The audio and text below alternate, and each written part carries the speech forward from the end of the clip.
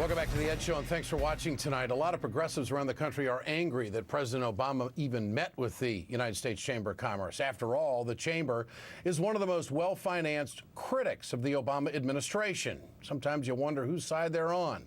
The Chamber has taken an aggressive role in defeating policy that would help working Americans. It's very clear. And it spent a record amount of money in the midterm elections to defeat the Democrats, with the bulk of its donations coming from only 45 companies.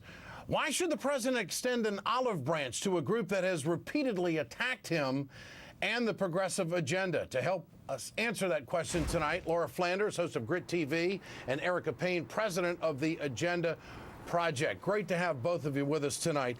I think the president, because he's the president of the United States, is obligated to do this stuff. And I think some of the sound bites that he put out in front of him was very telling about where we have to go as a country. Laura, you agree or disagree? You know, I disagree. I mean, he may have his own reasons for going and talking to them. I thought this old sort of Peanuts cartoon is getting very hackneyed. Lucy, is she going to let the president kick that ball this time? No, she's not. She's going to whip it away. And what she whips away is American jobs, jobs in our community. What did you hear the president say? He said the government's going to work to eliminate obstacles to competition and trade, already buying into their language. He then said he hoped that they're going to, respond to his call to their patriotic duty. That's not in their nature. They're global companies with global boards. This is not your mom and pop shop. It's Dow Chemical, it's BP. It's companies who have their interests overseas and their business overseas, and overseas works, where things are at for them. It's not their job to worry about America. It's the president. Erica Payne, your organization, Agenda Project, was so anti-president meeting with the chamber, you took out this commercial. Here it is. You deserve to know when your elected officials are meeting with lobbyists.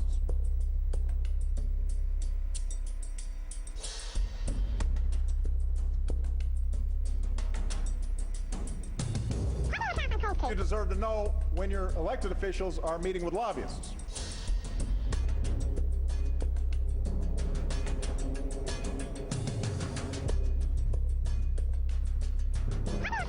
You deserve to know when your elected officials are meeting with lobbyists.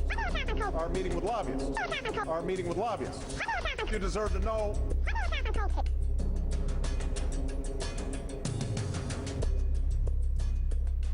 Erica Payne, there are some Americans, liberals who supported the president, that think that maybe goes too far. What do you think?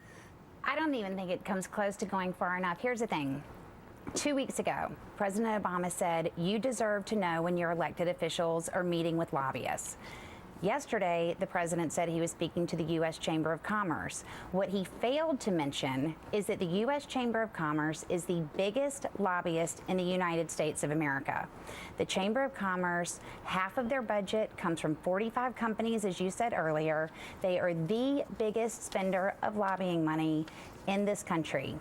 And so rather than saying that he's going to talk to business, implying that he's talking to small businesses and local chapters of chambers of commerces and even big business, he was in fact going to talk to lobbyists for 45 companies, and those 45 companies are exactly the companies that are standing in between us and winning the future, which is what the president said he wanted to do. So is the president a hypocrite? I have to ask you, you think the president's a hypocrite, Erica? I think that the president needs to be very straightforward about what he's doing and why he's doing it. But he just asked the biggest companies in the country that operate, and they're international companies as well.